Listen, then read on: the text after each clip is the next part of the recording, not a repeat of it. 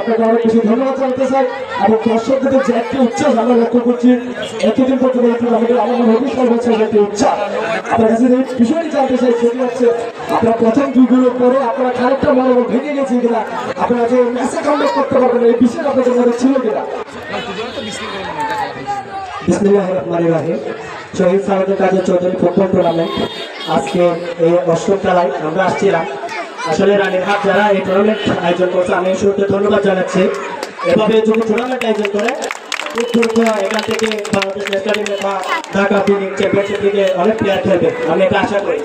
একটা কথা হচ্ছে আমার টিম ব্যাটসম্যান অনেক ভালো ছিল আর প্রতিপক্ষ টিম আমাদের রাঙ্গুনিয়ারই অনেক ভালো ছিল, ওরা অনেক ভালো খেলছে কিন্তু আমার একটা আত্মবিশ্বাস ছিল যেহেতু আমাদের প্রফেশনাল প্লেয়ার কিন্তু সবাই ভালো ভালো লিগে খেলে আমার একটা কনফিডেন্স ছিল প্লেয়ারের প্রতি।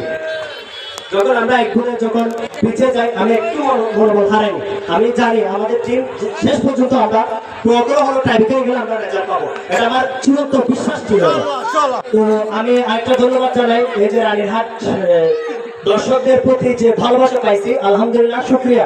আগামী ম্যাচগুলোতে এভাবে প্রত্যেকটা দলকে সাপোর্ট করবেন।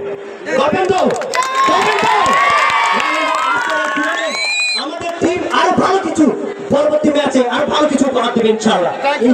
ওকে, আসসালামু আলাইকুম।